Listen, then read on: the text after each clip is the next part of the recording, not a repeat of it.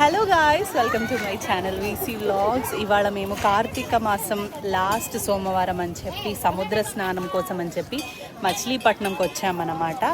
So ఇక్కడ చూస్తే చాలా మంది ఉన్నారు. ఇంతమందిలో సముద్ర స్నానం ఎలా ఉంటుందనే ఎక్స్పీరియన్స్ అయితే నాకు తెలీదు, బట్ వెళ్దాము. సముద్రం దగ్గరికి వెళ్ళి ఆ బీచ్ని అంతా చూసి ఒకసారి అలా ఒక లుక్ వేసుకొని వద్దాం రండి.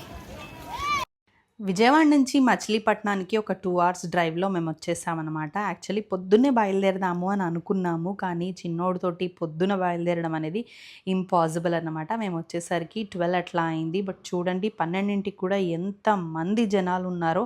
మేము అసలు రష్ే ఉండదేమో, ఈ 12ంటికి ఎవరు ఉంటారో అని అనుకున్నాం, కానీ బీచ్లోకి ఎంటర్ అయ్యేసరికి అంతమంది ఉన్నారు. బట్ స్టిల్ అయినా కూడా ఏదో తొందరగా అలా స్నానం చేసి వచ్చేసాము. బట్ ఎంతైనా సముద్ర స్నానాలు ఇట్లాంటి స్నానాలు అంటే కొంచెం ఎంజాయ్ చేస్తాం కదా, భలే అనిపించింది. ఇంకా స్నానం చేసిన తర్వాత అదే తడి బట్టలతోటి సముద్రపు ఒడ్డున దీపారాధన చేసామన్నమాట. మా ఇంట్లో 5గురం ఉంటాము. 5గురికి ఒక్కొక్క దీపం చొప్పున 5 దీపాలు అక్కడ సముద్రపు ఒడ్డున వెలిగించామన్నమాట. అందరూ అలాగే చేస్తున్నారు. బట్ ఇలాంటివి కార్తీక మాసంలో చేయడం వల్ల ఒక డివోషనల్ వైబ్ వస్తుంది కదా, భలే అనిపిస్తుంది. సముద్ర స్నానాలు అయిపోయాయి, దీపాలు కూడా పెట్టేశామన్నమాట. కార్తీక మాస ఆఖరి సోమవారం ఇది. చాలా ప్లెజెంట్గా అనిపించింది. ఇక్కడ ఇంతమంది ఉన్నప్పటికీ సముద్రంలో స్నానం చేస్తే తెలియని ఒక ఆనందం అనిపించింది అనమాట. సో డ్రెస్సులు అవి మార్చుకొని ఫ్రెష్ కూడా అయిపోయాము. ఇప్పుడు ఇక్కడ నుంచి చిలకలపూడి పాండురంగ స్వామి టెంపుల్ ఉందన్నమాట, అక్కడికి వెళ్దాం పదండి. అయితే చిలకలపూడి పాండురంగ స్వామి టెంపుల్ హిస్టరీ ఏంటంటే, మనం మహారాష్ట్రలో పండర్పూర్ అని చెప్పి సేమ్ ఎగ్జాక్ట్ ఇలాంటి టెంపులే ఉంటుందన్నమాట.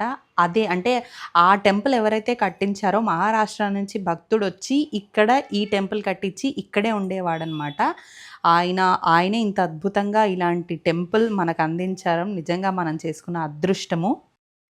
దర్శనమయ్యాక లంచ్ ఎక్కడ చేయాలి అని చెప్పి గూగుల్లో సెర్చ్ చేస్తే ఎమరాల్డ్ మిఠాయి షాప్ వాళ్ళది ఇక్కడ ఉందన్నమాట. వీళ్ళేంటి అంటే ప్రకృతి వ్యవసాయం ద్వారా పండించిన పంటల ద్వారా చేసినవే అన్నమాట ఇవన్నీ కూడా. అయితే ఇక్కడ వీళ్ళు మీల్స్ కూడా ప్రొవైడ్ చేస్తున్నారు. పర్ ప్లేట్ వచ్చేసి మాకు 150 రూపీస్ పడింది. ఐటమ్స్ కూడా చాలా బాగున్నాయి అన్నీ. అంటే మనం ఇంట్లో చేసుకున్న వాటిలాగే అనిపించింది. తిన్న తర్వాత ఎలాంటి ఇబ్బంది కానీ కష్టం కానీ అనిపించలేదు. అంటే ఎలాంటి కృత్రిమ మసాలాలు కానివ్వండి, ఎక్సెస్ ఆయిల్ ఇవేవి యూస్ చేయకుండా చేసిన వంట. రుచి కూడా చాలా బాగుంది. ఒకసారి మీరు ట్రై చేయండి. తర్వాత మచిలీపట్నం నుంచి ఇంకొక 1/2 hour దూరం వెళ్తే మనకు పెడన అనే ఊరు వస్తుందన్నమాట.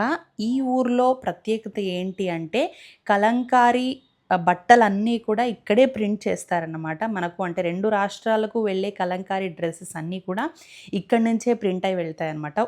ఊరంతా ఇదే పని చేస్తూ బతుకుతూ ఉంటారన్నమాట. సో అంటే మొత్తం ఈ కలంకారీ బట్టల గురించి నేను ప్రత్యేకంగా ఇంకొక వీడియోలో మీకు చూపిస్తాను. అంటే వాళ్ళు ఎలా చేస్తారు, ఫ్రమ్ ద స్క్రాచ్ వాళ్ళు ప్రింటింగ్ ఎలా చేస్తారు, అండ్ తర్వాత దాన్ని డిజైనింగ్ ఎలా ఉంటుంది, అదంతా కూడా నేను మీకు ఇంకొక వీడియోలో చూపిస్తాను.